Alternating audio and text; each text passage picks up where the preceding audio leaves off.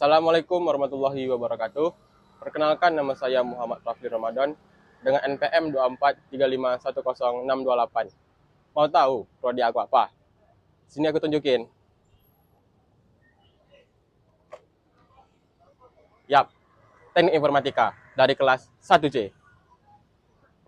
Jadi, hari ini saya akan membahas media sosial dalam perspektif teknologi informasi.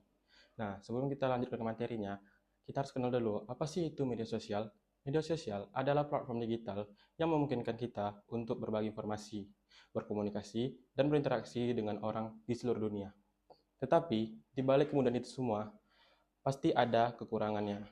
Nah, saya akan menjawab 3 soal yang banyak orang tidak ketahui. Yang pertama, teknologi di balik media sosial. Media sosial tidak hanya tentang aplikasi yang kita lihat, tetapi juga tentang teknologi kompleks yang bekerja di balik layar. Nah, poin pertama yaitu adalah Big Data.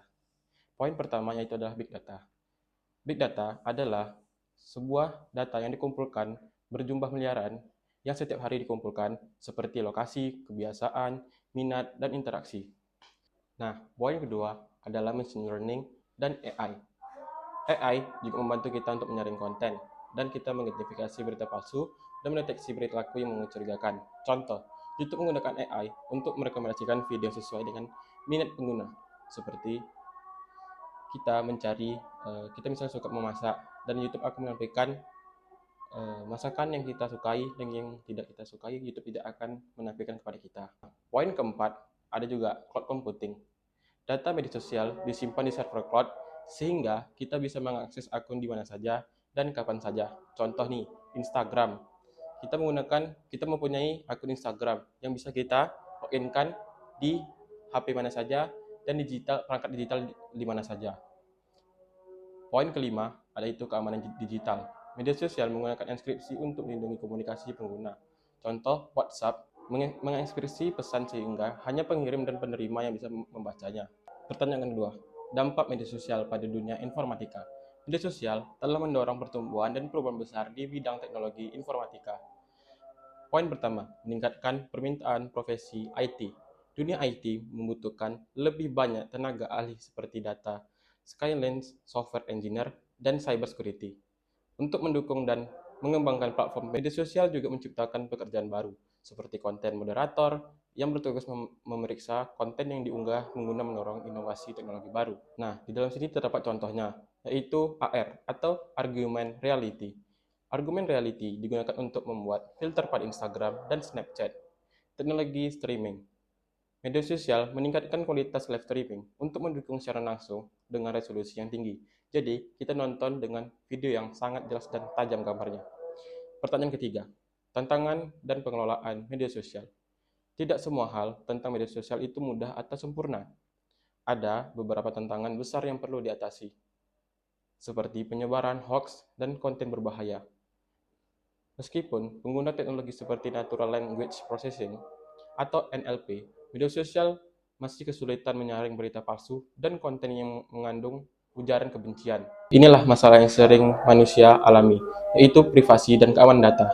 Insiden seperti kebocoran data penggunanya, contohnya kasus Cambridge Analysis, mengingatkan kita bahwa privasi pengguna harus menjadi prioritas utama. Perusahaan IT harus terus meningkatkan sistem keamanan mereka untuk melindungi data pengguna. Nah, ada juga masalah yang terakhir, yaitu adalah ketergantungan pada algoritma.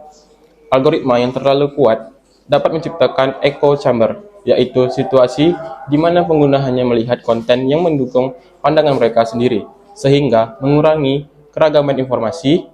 Selanjutnya, ada pembahasan dampak teknologi informasi pada media sosial. Jadi, di sini kita akan membandingkan media sosial itu ada dampaknya juga loh. Nggak semena-menanya aja, dan kita tidak tahu apa dampak untuk kedepannya. Di sini kita akan membahas dampak positifnya dan dampak negatifnya juga. Jadi, teknologi itu tuh bisa membawa dampak besar, sehingga kita pengguna bisa menggunakan dan juga mengakses seluruh kebutuhan kita, apapun dari yang kita butuhkan dan kita dapatkan. Jadi kita tidak perlu lagi mencari-cari kemana-mana. Sosial mempercepat inovasi, seperti perkembangan AI dan cloud computing. Yang kedua, meningkatkan ekonomi digital, misalnya lewat e-commerce dan pemasaran digital. Ya, e-commerce itu seperti kayak Tokopedia, Shopee, terus ada TikTok Shop juga, dan lain-lainnya. Dan dampak negatifnya ada juga loh. Kalian nggak tahu kan dampak negatifnya apa? Sini, biar aku kasih tahu ya.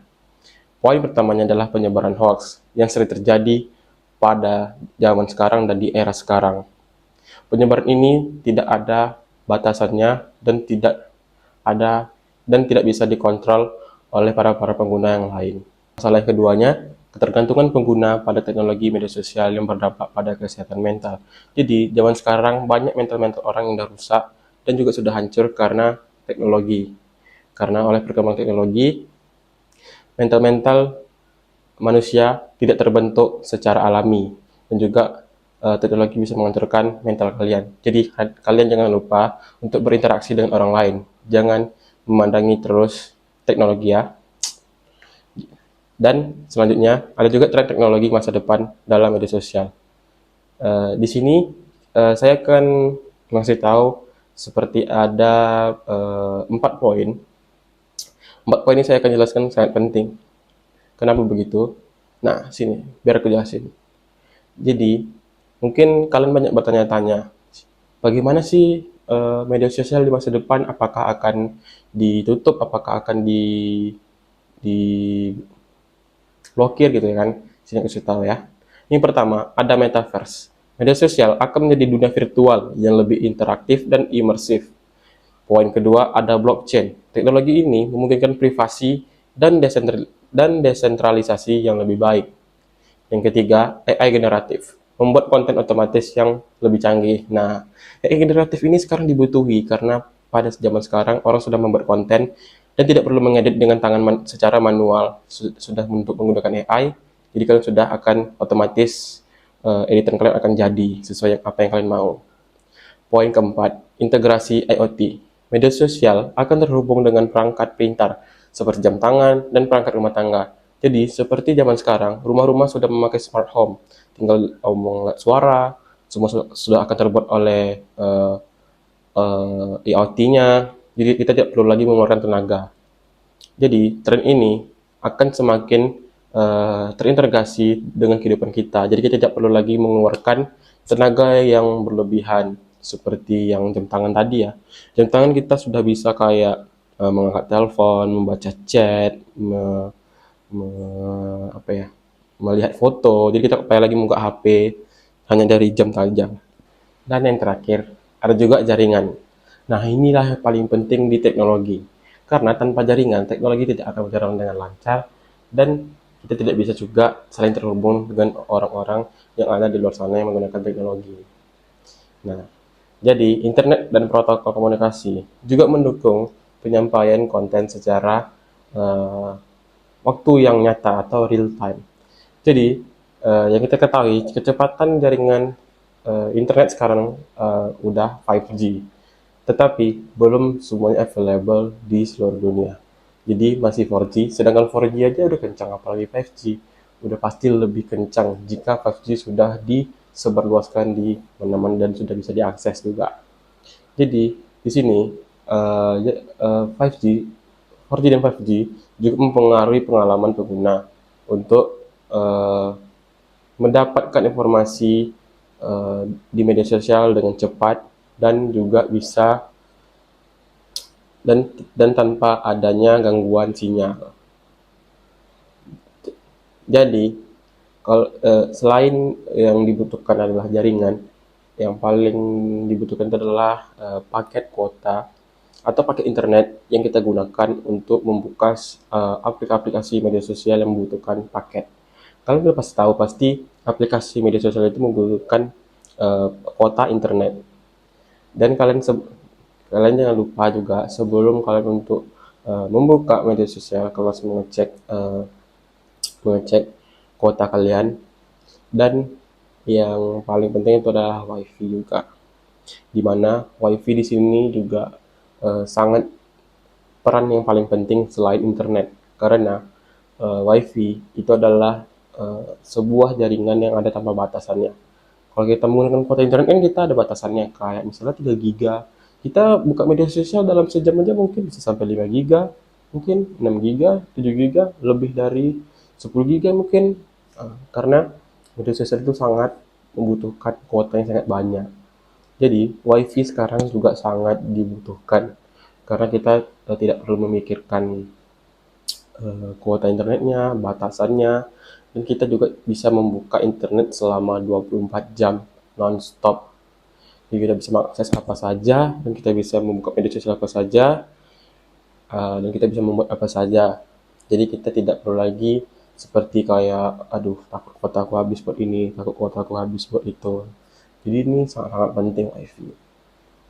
Apalagi sekarang WiFi udah pada kencang-kencang, nggak zaman dulu. Zaman dulu tuh jaringan pada lelet semua, kayak masih 3G, 2G ya. Itu kayak 3G tuh masih ngelek-ngelek patah-patah dan dikeluarkanlah 4G. 4G adalah jaringan yang paling disukai orang karena kecepatannya yang maksimal, tidak nge-lag, jadi orang tidak perlu lagi eh, menunggu. Saya mendapat kesimpulan dari pembahasan-pembahasan saya. Kesimpulannya adalah teknologi informasi adalah tulang punggung media sosial. Dari cloud, AI, hingga jaringan, semua bekerja bersama untuk memberikan pengalaman terbaik kepada pengguna.